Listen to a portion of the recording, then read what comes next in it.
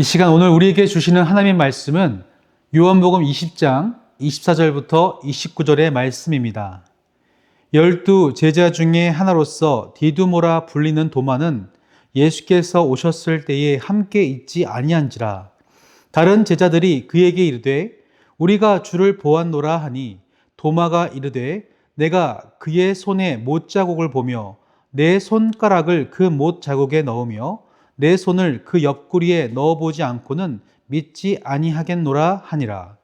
여드레를 지나서 제자들이 다시 집 안에 있을 때에 도마도 함께 있고 문들이 닫혔는데 예수께서 오사 가운데 서서 이르시되 너희에게 평강이 있을지어다 하시고 도마에게 이르시되 내 손가락을 이리 내밀어 내 손을 보고 내 손을 내밀어 내 옆구리에 넣어보라.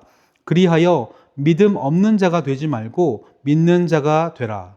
도마가 대답하여 이르되 나의 주님이시오 나의 하나님이시니이다. 예수께서 이르시되 너는 나를 본고로 믿느냐? 보지 못하고 믿는 자들은 복되도다 하시니라. 아멘. 사랑하는 성도 여러분, 반갑습니다. 우리는 부활절을 지내고 첫 주일을 맞이하고 있습니다. 절기상으로 부활절이 끝나면요, 교회들은 성령 강림절을 기다립니다. 성령 강림절이란 예수께서 부활 승천하신 후 성령께서 임하신 날을 기념하는 절기입니다. 그렇다면 이 성령 강림절이 오기까지 우리 그리스도인들은 어떻게 살아야 할까요? 예수께서 부활하신 의미를 날마다 되새기며 부활 신앙으로 살아가야 합니다. 그런데 문제는 이 부활이 누군가에게는 참으로 어려운 이야기가 될 수 있다는 거죠. 여러분들은 어떠십니까? 부활이 믿어지십니까? 적어도 지금 함께 예배하는 분들이라면 아멘 하실 것입니다. 부활을 믿을 수 있다는 것은 복된 일입니다. 그런데 누군가에겐 참 어렵습니다. 전도를 하다 보면 부활을 믿지 못하는 분들을 자주 보게 됩니다. 그들은 말합니다. 죽은 사람이 다시 살아나는 것을 어떻게 믿을 수 있습니까? 자신이 합리적이고 이성적이라고 자부하는 사람일수록 부활의 이야기는 신화적인 미신으로 여겨집니다. 그래서 부활을 나름대로 인간의 눈높이로 이해하려고 합니다.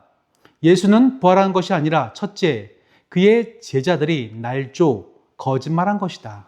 둘째, 예수는 사망한 것이 아니라 거의 죽은 상태였다가 차가운 동굴 속에서 깨어난 것이다 라고 주장합니다. 그러나 기독교 신앙에 있어서 부활은 핵심입니다. 지난주 말씀에서 나눴다시피 부활이 없으면 기독교가 없습니다. 부활이 없으면 구원도 없는 거죠. 오늘 본문은 이러한 부활을 믿지 못하겠다는 한 사람과 그에게 부활을 믿게 하시는 예수님의 이야기가 담겨져 있습니다. 어떤 일이 있었습니까? 제자들은 안식 후 첫날 저녁에 한데 모여 있었습니다. 당시에 얼마나 두려웠으면 모든 문들을 꽁꽁 걸어 잠그고 외부와 차단시켰습니다. 그런데 예수님은 그 현장을 뚫고 들어오십니다. 친히 손과 옆구리를 보여주시고는 부활하신 몸을 드러내십니다. 얼마나 기뻤을까요? 슬픔과 두려움의 현장은 기쁨과 평안의 자리가 됩니다.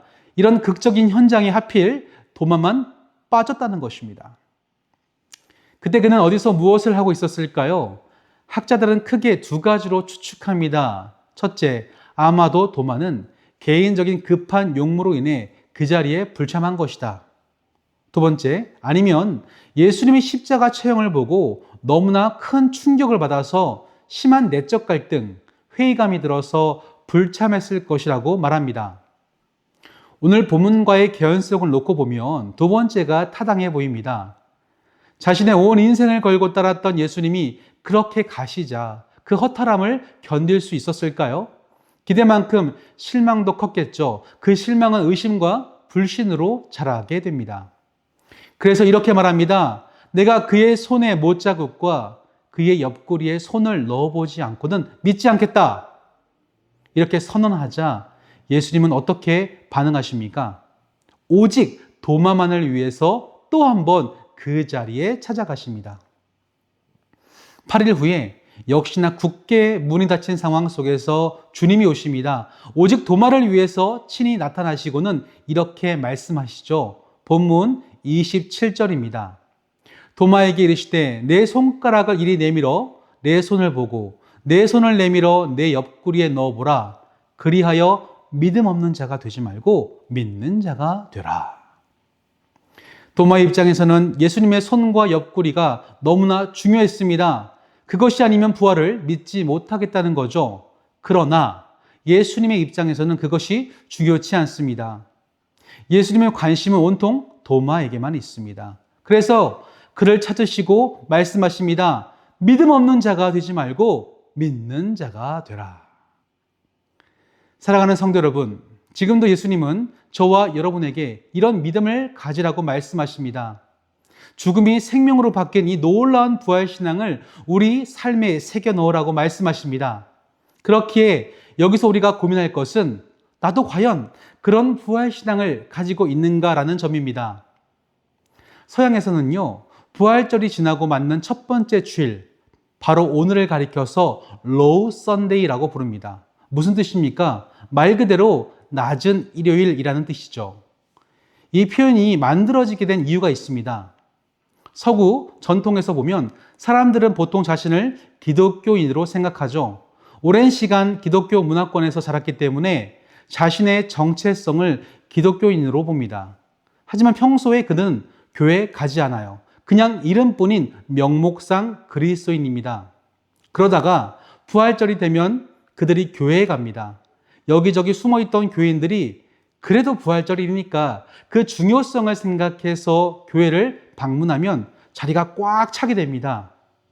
그러다가 그 다음 주가 되면 어떻게 될까요? 교회가 다시 텅 비어버립니다.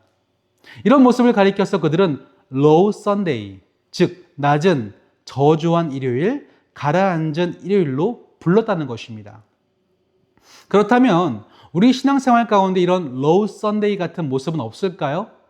저는 부활을 묵상하는 측면에서 볼 때 우리도 충분히 low Sunday 할 수 있다고 생각합니다. 부활신앙은 한마디로 내가 죽는 삶입니다. 내가 죽어도 주님께서 살리실 것을 믿는 신앙입니다. 부활신앙이 그에게 스며들게 되면 내가 죽어도 예수가 살아나는 삶을 살게 되죠. 이 말씀이 보통 고난주간을 거쳐 부활절까지는 우리 안에서 왕성하게 묵상되는데요. 이 부활절이 지나고 나면 어떻게 됩니까? 이런 자기 낮아짐에서 해금해버립니다.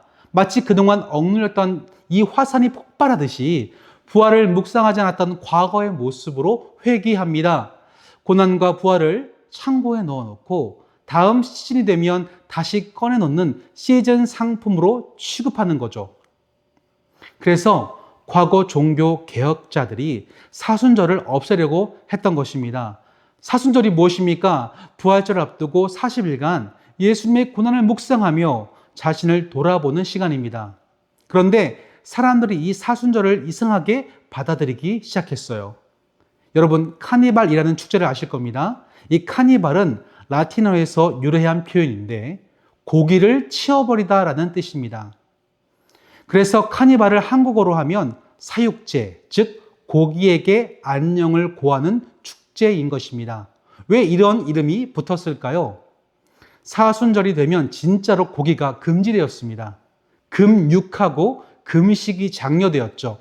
때문에 사람들 마음속에는 이런 의식이 생겨납니다. 그 전에 즐길 수 있을 때 즐기자.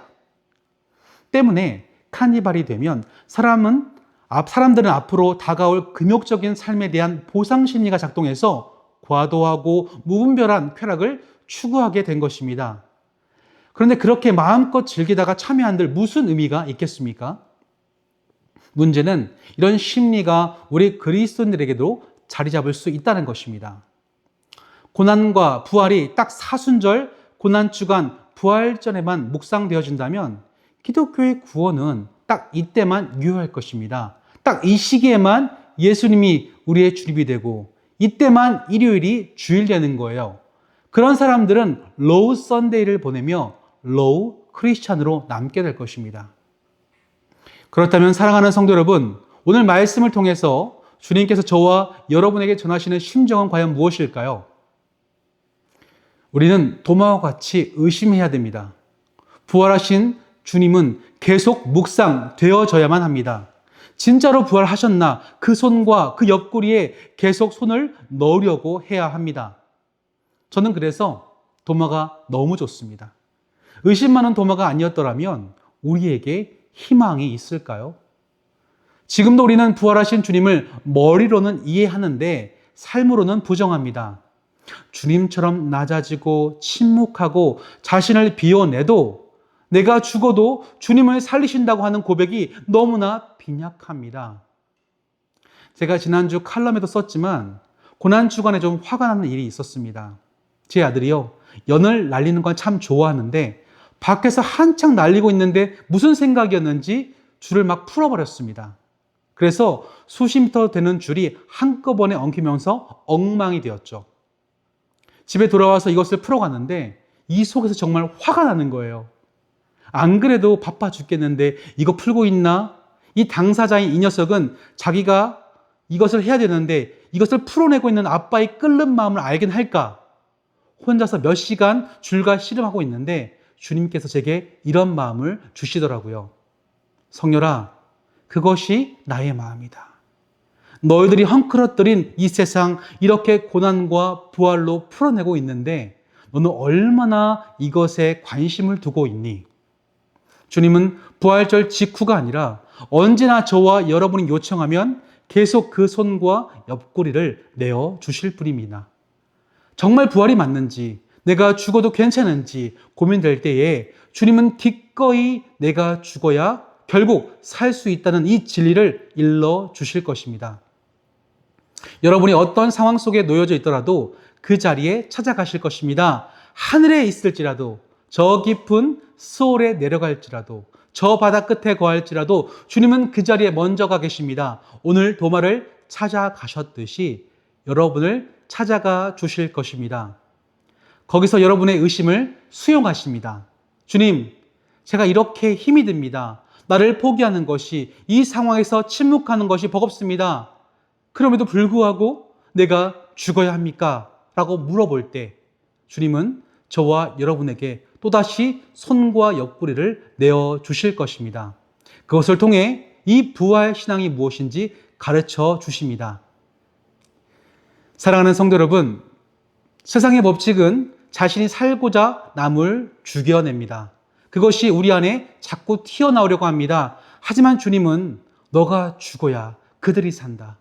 그러나 너는 내가 살린다고 말씀하십니다. 이 말씀이 갈등과 고난의 삶을 살아내는 저와 여러분에게 날마다 선명히 들려지게 되기를 주님의 이름으로 간절히 축원합니다. 아멘. 기도하시겠습니다. 살아계신 하나님, 참으로 감사를 드립니다. 오늘 말씀을 통해서 다시 한번 부활신앙을 우리 마음속에 새겨봅니다. 도마와 같이 의심하며 부활을 묵상하려고 하는 것은 우리에게 늘 필요한 작업입니다. 그때마다 주님은 당신의 손과 옆구리를 보여주시며 부활신앙을 갖기를 우리에게 요청하십니다. 그 은혜가 있기에 오늘도 우리가 희망을 안고 살아갑니다. 주님, 나와 함께하여 주시고 주님께서 원하시는 귀한 삶으로, 부활의 삶으로 우리를 이끌어 주옵소서. 살아계시는 예수님 이름으로 기도드립니다. 아멘.